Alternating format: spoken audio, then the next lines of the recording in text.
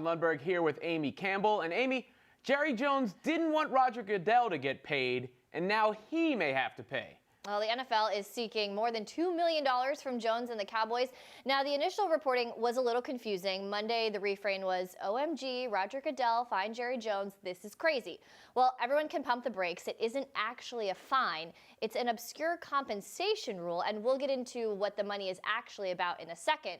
But first, regardless of the reason for the penalty, Robin, just how big of an L is this for Jerry? I think it's a pretty big L, kind of like the Cowboys typically take in, say, December, right? Jerry Jones thought he was revolutionary. I'm the leader of the owners. Everyone wanted to give Roger Goodell this extension, and he decided, nope, I don't like the way this Ezekiel thing is going. I'm going to send maybe my henchman Papa John out to get the league. And all of a sudden it backfires in his face because not only does he lose and Roger Goodell gets the extension, but they say, hey, Jerry, eat this $2 million while you're at it. So I think it is a fairly massive L for Jerry Jones. He really caught me off guard with that in December joke. I think that this is not as big of an L as people may think. Now, originally, of course, this was branded as this revenge factor for Roger Goodell and Jerry Jones. But I like to think of Jerry Jones as the greatest showman of the NFL. He does a lot of talking. He likes to throw a lot of glitter. Maybe the substance is a little bit less than that. So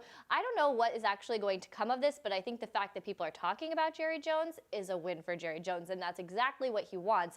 I don't know if he really cares what you're saying, as long as you're saying something. See, I don't think he cares about the money, but I think he wants to be praised. I don't think somebody like Jerry Jones wants their pride to be hit. And this was a blow to his pride as well as his wallet. To go over that part of it, we now welcome in our legal analyst, Michael McCann. And Michael, technically this isn't a fine. How and why is the NFL demanding this money from Jones? So, Robin, it appears that the NFL is relying on a resolution that's incorporated into the league constitution and bylaws. And the resolution states that when a club has a financial interest in or otherwise participates in a lawsuit against the league or the commissioner or other clubs, the league has the right to seek reimbursement from that club for legal fees spent on that legal action. Now, it's an open-ended question whether or not that provision actually applies. I think lawyers for Jerry Jones are going to say, you're misconstruing that provision because Jones never sued the NFL. The Cowboys didn't sue the NFL. As far as I know, there was no threat, a specific threat of a forthcoming lawsuit. There was no demand letter. It looks like there were critical efforts made, and Jones did hire David Boies, a prominent attorney, but there was no actual legal action. So I don't even know if this clause applies, and this could end up going to court. Michael, obviously there is a lot to this. Do you expect Jones and or the Cowboys to have to pay this money at the end of all of this? Yeah, I think Jones could decide that this clause doesn't apply. I mean, clearly Jones has the economic wherewithal to pay it off, but he may feel like this is misconstruing a provision in order to exact revenge. That the revenge, of course, is that Jones, from everything we can tell, made some sort of effort to have Goodell not continue as commissioner. And that effort, of course, failed. And when you try to take down the king, if you will, and you fail, you can expect some kind of response. But Jones could argue you can try to dole out revenge, but you have to do it within the confines of an applicable rule. Here, I'm not sure that rule actually applies. And this could lead Jones to say, I'll spend more money fighting this in court than paying the NFL. Michael, I think the line you were looking for was, you come at the king, you best not miss. And whether or not the public likes him, does this make Goodell's position as commissioner look stronger? Yeah, you're right. That is the right line. So I don't know. Does it make it look stronger if it looks like he's trying to exact revenge? I mean, I don't think that that's always the best PR move nowadays in particular. I think you might say the commissioner would look stronger by not doing something that could be construed as an act of revenge. It could show insecurity. I mean, it could depends on how you interpret it. I don't think, for instance, Adam Silver in the NBA would do something similarly. I mean, that's just my speculation. I don't know if I were advising Goodell, I might urge him not to try this. Michael, we appreciate your insight as always. Thanks for the time. Thank you. And he mentioned the NBA. On to basketball. Anthony Davis continues to wreak havoc on the NBA and has now led the Pelicans to 6 straight wins, making him our adrenaline performer, presented by Toyota. Let's go places. Davis went for 53 points and 18 rebounds in a Pels win over the Suns. his 5th 40-point, 10-rebound game in February, the most over a calendar month in the past 35 seasons. AD has made up for the absence of DeMarcus Cousins by himself in those wins, averaging 41.5 points, 15 rebounds, and 3.2 blocks during the streak.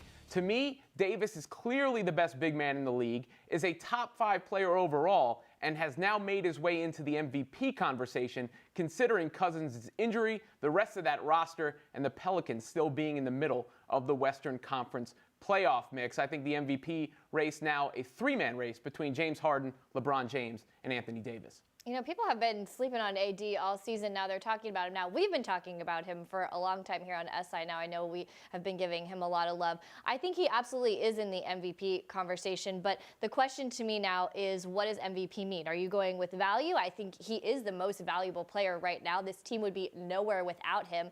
But if you're going to look at the best player on the best team, right now, to me, that's James Harden. So it's going to depend on which way the voters vote. That conversation always amuses me. It says most valuable player. Right? What do you mean, what is it about? It says it right in the title. It seems very simple, but yet so complicated. I think you can make a case for all 3 of those guys, though, considering what Harden has done for the Rockets and where they're at, the best record in the league, even over Golden State. You know, LeBron has been playing with a bunch of role players all year, and now Davis elevating the Pelicans. But when you're talking big picture on Anthony Davis, and you have those conversations like, if you're starting a team from scratch, who would you pick to start it with? He has a very good case for number 1 overall. The only thing that would keep me from saying that's definitive is a little bit of the injury history he's had. Very good point, very good point. All right, so we'll switch gears to the college game. In today's dose of NCAA insanity, Michigan State star Miles Bridges ended his brief moment of ineligibility by simply paying $40 to a charity of his choice. After Bridges' name came up on the report about the FBI's investigation into college basketball corruption, the Spartans quickly conducted an investigation into Bridges and found that he'd had dinner with an agent last year, so they declared him ineligible. Now, per NCAA rules, he simply needed to pay back the value of that dinner to a charity of his choosing, so Bridges paid back the $40 and the NCAA reinstated him. Obviously, Spartans fans are thrilled that this isn't a more serious suspension ineligibility situation there for Bridges. But do you think, Robin, that this NCAA punishment makes sense? Actually, yeah, I think it does make sense. Look, I made it very clear how I feel about the farce that is the NCAA. But in this case, I think he had $75 for a dinner, and a few $100 was maybe given to his mother. Very small potatoes in the grand scheme of things. So ultimately, the outcome here is good. A little bit of money goes to a charity, and it's not like this is some sort of major violation or a scandal. Come on. I completely agree. I'm actually shocked to say that, like you, the NCAA punishment in this case does make sense, that the punishment should fit the crime. I think I get very frustrated with the NCAA when it feels like the punishment does not fit the crime. Look at a guy like Billy Preston at Kansas, who was one of the top players coming in this year. He was sitting on the bench while they were investigating what happened with that strange car crash situation on campus. 67 days later, he decides he's going to go play overseas in January, doesn't play a game at Kansas. That makes no sense to me why that took so long. So I think in this situation, it makes sense. The punishment fits the crime. Pay back the $40. And there is no shortage of hype surrounding the New York Yankees this year. And the man everyone's talking about at Yankees camp right now is, of course, Russell Wilson. The Super Bowl winning quarterback is apparently good at everything. And he took batting practice Monday and hit 6 home runs. So should we or he be taking his MLB prospects more seriously? Well, first let me say, the Yankees got Russell Wilson. The Mets got Tim Tebow. That sounds about right, doesn't it? I wouldn't feels like New York baseball. I wouldn't take this too seriously. Though Russell Wilson, I wouldn't doubt it if he put his mind to it. Perhaps he could consider, maybe not being a 2-sport athlete, but shortening his football career due to the toll that game can take. This looks like it's more for fun to wear that uniform to get a chance to hit in the big league park. But it is a nice way for us to get the imagination going. He probably has as good a chance at the majors as Tebow does. Oh, yeah. The imagination is a great way to put that, because when I see this, I'm thinking, wow, he just looks like such a natural. Like, I watched some of that footage. Like, he's just out there having fun. It seems so easy for him. He was drafted out of high school, decided to play in college, of course, and we know how that turned out. And then he was drafted again. So it is interesting to think, if he had decided to go that route, where would he be now if he was focusing all his attention on baseball? Yeah, it must be really tough to have all that talent. Yeah. It's been a long process, and, I'm happy to put everything behind me and be here today, and I can finally go out and just play baseball. So I'm excited. I'm excited for the task at hand. I know winning is number one, and bringing a championship back to Boston is the ultimate goal, and I'm happy to now be a part of it. That was the newest member of the Red Sox, JD Martinez, being introduced to the media yesterday. For more on baseball, we welcome in SI's MLB analyst, Albert Chen. Albert, we're going to play a little game here. We're going to give you some topics. You're going to tell us if it's on point or if it's an overreaction. So we'll start with Hanley Ramirez. He had a really interesting quote to say, the Red Sox are going to, quote, stomp on everyone's throats. Very extreme. So with the addition of Martinez there to Boston, do you think they are the favorite to win their division? Love Hanley's confidence, bit of an overreaction. I mean, look, if you're talking about the Blue Jays and the Orioles and the Rays, sure. I mean, I think that there's a big difference there. There's another team in their division, the Yankees, who made a big signing. It's going to be a 1-2 race between the two of them. Martinez filled a big hole, but I think the Yankees are a slight favorite there, and the reason is the starting pitching. I think that the Red Sox, there's some question marks beyond Chris Sale. What is David Price going forward? Rick Porcello after his fantastic 2006 season. Last year was not so great. Eduardo Martinez. These two teams are going to score a ton of runs, but they're very close. Again, love Hanley's confidence, but it's going to be a very, very tight race. Not a throat stomping. Not quite, I would say. Overreaction. Maybe there was a covert Red Sox fan involved in the pre-production today because, how about this? Giancarlo Stanton won't reach 50 home runs because of the pressure from the dreaded New York media. Well, I think the first part I'm kind of okay with because Stanton actually has, beyond last year, he's never hit more than 40 home runs. So that is not such a huge overreaction to think that he's not going to hit 40 home runs in the Bronx. But because of the New York media, look, we've seen guys struggle in this first year in New York, and it's maybe, part of it is because of the media, but it's also an adjustment to the new league. It's an adjustment to the ballpark, new pitchers, and Stan's going to have to deal with all of that. The media, I've hung around the New York media. They can be a little intimidating, but they're not that bad. And I think that, Stanton he's been a star in Major League Baseball for a long time, albeit in Miami, but he's been a star. He's used to this pressure, that massive contract. I don't think it's going to be about the pressure of playing in New York. All right, how about this one? Considering his career, this may be a surprise to some if it's the case. Jose Bautista will not be on an opening day lineup. I actually think that could very well be on point. That's not an overreaction at all. Bautista did not have a good season at all. He had 203 last season with some power, 23 home runs. People kind of always, kind of keep coming back to that. But in this day and age where everyone's hitting 23 home runs and more, I don't think that is such a huge value. His question marks in the field on defense. What is he going forward?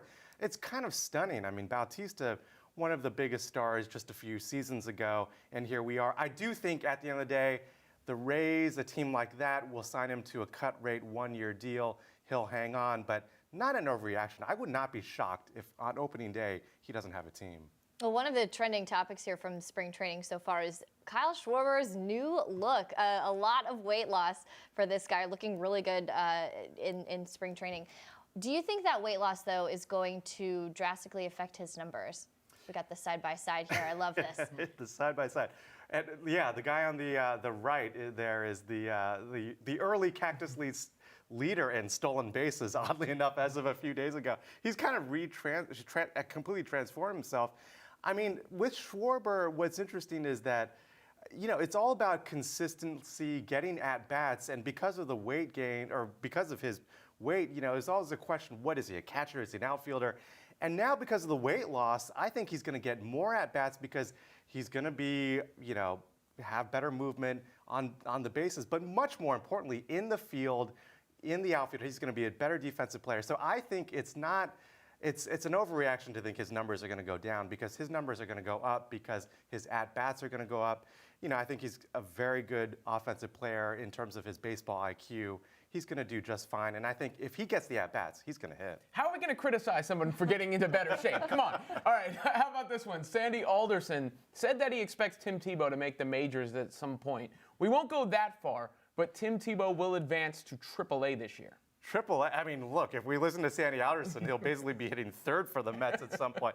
No, I mean, AAA is actually, Well, first of all, let's be clear. Let's establish Tim Tebow is not a very good minor league player. I mean, you look at his numbers, 8 home runs over his entire season last year in the minors. So, how can that warrant a promotion to AAA? But if you look at the dynamics of minor league baseball, people are promoted to AAA for many reasons, a lot of things that play roster spots. But look, this is, we all know this is a marketing ploy, if you want to talk about, the marketing side. I mean, this is all that it is. And certainly, I think people have been promoted to AAA for more egregious reasons, perhaps. So I think we will see Tim Tebow in AAA. Probably at this season, sure. I don't think that's an overreaction at all. Oh, we'll certainly be talking about Tim Tebow a lot, I'm sure, no matter what happens with him. All right, let's transition now to looking ahead a little bit. We've had some great World Series the past few years, teams that either have never made it there or have ended very long droughts. Do you think that this year we'll have a 4th team eliminate a drought? Absolutely. I think the Indians are right there. I mean, you're talking about the team with the longest championship drought right now in baseball, 1948. I mean, it's been a very long time since the Cleveland Indians have won a World Series. And if you look historically over the last few seasons, we all know how close they came against the Cubs. I mean, that was ridiculous. They won 102 games last year. I like how they're, for the most part, very healthy. Corey Kluber, Carlos Carrasco at the top of the rotation. And the main thing for the Indians is their path is so clear. I mean, you look at the AL Central, there's no one else in that division that, I mean, you wonder if there's going to be another team that wins more than, goes over 500 really, more than 81 wins. I think the Indians are, you can lock them in for the playoffs right now. And we all know the playoffs are a bit of a crapshoot. I think the Indians, I love their chances to end that drought. Should be an interesting season with the Indians maybe doing that. And of course, we talked about the Yankees and the Red Sox. Albert Chen, appreciate your time.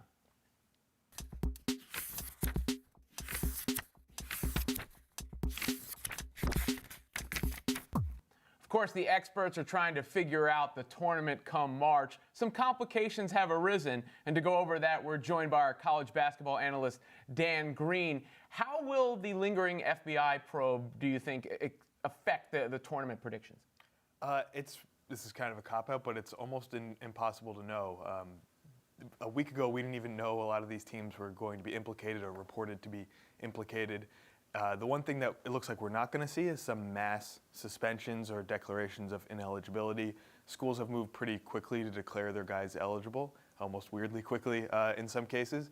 But it's one of those things that when you get into trying to predict that or trying to predict how it's going to affect individual people or individual programs, you never really know which way it's going to go. Arizona obviously right now looks like a situation that's going to be something to monitor. I mean, with Sean Miller and the whole coaching situation there, when things go all the way to the top like that, that can affect everybody. But you look at Auburn coming into this year, they had an assistant coach arrested in September. They've been playing the whole season under this kind of cloud, and they ended up having a better season than anyone predicted. So it's one of those things, there's so many factors that go into things this time of year, so many variables from matchups to even locations of games and how just these young men playing under the spotlight are going to react to things, that it's really hard to predict in the first place. And this is just one more kind of curveball thrown into the mix. And to over-rely on it or over-complicate it and factor it in too much is probably a mistake, but we don't know where it's going to impact and who it's going to impact. Well, we're just a couple days away from March, and we're starting to see some teams that really could be interesting come tournament time. Let's talk a little bit about Virginia Tech because they're just coming off a big upset win over Duke. They also have beaten North Carolina and Virginia this year. Do you think this is a sneaky, dangerous team come tournament time? I think they are, and one of the reasons they're sneaky is that when you look for sneaky teams, you're often looking at mid-majors, and then when you're looking at other teams, you're also looking for the powerhouses. And so a good, solid ACC team can kind of get overlooked in a weird way. But yeah, they have as good a win as anyone has this season when they won at Virginia. That's the only one of those wins that came away from home.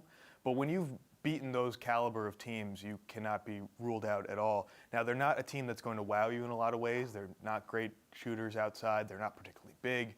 But they're a Buzz Williams team, so they play tough. They play that sort of style that people got used to seeing also at Marquette when he was there. He's had some tournament success. And the other thing that's interesting about them is they look like they're probably going to end up in that 7, 8, 9 seed range. And so if they win that first round game, they'd be getting a 1 or 2 seed in the second round. Now, they've proven that they can beat those caliber teams, and not just once. They didn't just pull off one of these wins. They've beaten 3 teams that are going to be in the mix for a top 2 seed. So they're a team that none of those teams is going to want to see in the second round, and someone to keep in mind if you're looking to kind of go in different directions that with upsets that people aren't going to be considering. On the other side of that, Duke has now lost 4 games as a top 5 ranked team to unranked opponents. Are they overrated? Duke is really hard to peg because coming into this year, they looked so outstanding. Then their defense was a very obvious problem for a while. The past month or so, their defense has gotten actually really good. They've kind of rocketed up the overall efficiency rankings in defense. But yeah, I think that we don't necessarily know what we're gonna get from Duke, but I don't think they're overrated because in this kind of field, there are so many teams that have lost to so many teams that they shouldn't necessarily lose to. It looks like a very wide open field. And when you have a team with this much talent especially offensively, that's played defense this well for the past month, you have Coach K on the bench calling the shots. I mean, this is a team that's as good a bet as any to win it all. So it's a year where I wouldn't put a ton of faith in any individual team, but Duke is right up there with everybody, and I don't think they're overrated at this point. Switching gears, the Big Ten tournament starting this week, the first major conference tournament. Which team has the most to gain, and which team has the most to lose? The Big Ten's an interesting conference right now because they have a lot of teams that are very firmly in and a lot of teams that are very much on the bubble. The team that I think kind of answers both those questions is Nebraska. They've generated a lot of debate as to whether they're going to be in or not. When you look at the fact that they have 22 wins as a Big Ten team, they went 13-5 in the Big Ten. That almost always gets you in. But thanks to the unbalanced schedule, that 13-5 record isn't necessarily what it would usually be. Their non-conference was not particularly impressive. And so the tournament selection committee this year is dividing things up into quadrant 1 and quadrant 2, 3, 4 wins. Against the top 2 quadrants, they're only 3-8. 2 of those wins are against Maryland and Wisconsin, who are probably not going to be in the tournament. So what they really need to do in the Big Ten tournament is at least pick up 1 win. They're probably going to get Michigan in their first game, and then probably pick up a second too. And so they're a team whose resume very much is going to be kind of made or broken in this next week. And with the conference tournament being that much earlier than usual, they might have a long week kind of waiting to see what that Selection Sunday is going to reveal for them. As we are about to get started with those conference tournaments, what about a mid-major team that people should keep an eye on for the next few weeks? St. Bonaventure is very interesting to me. They have to make sure they get in first. They have a couple regular season games that are not gimmies. They have Davidson at home, and then they have to go to St. Louis. And they'll probably have to win a game or 2 in the Atlantic 10 because it's not the best year for the A-10. That said, if they get into the tournament, they have a lot of ingredients that can make for one of those teams that can win a couple games as a double-digit seed. They start 3 senior guards. They shoot almost 40% from 3 as a team, and they have one of them, Jalen Adams, who is a 48% shooter from 3 himself and is one of those talents that can kind of break out and all of a sudden everyone's wondering who's this guy that went off for 30 points or whatever in some upset of a 5 seed. And so St. Bonaventure is a team that they still have some work to do to get in, but if they're there in March, you're going to want to remember them when you're looking to make your upset picks. Well, it is almost March. Thanks, Dan. We will be talking as we get closer to the tournament. Thank you. That'll do it for us here on SI Now Live today. We'll be back tomorrow, 10:30 a.m. Eastern. In the meantime, you can check out the latest videos and updates at SI Now Live on Twitter. Amy, which conversation have you had in your life that you would least like to be FBI wiretapped for? Oh, I can't really say right now, Robin.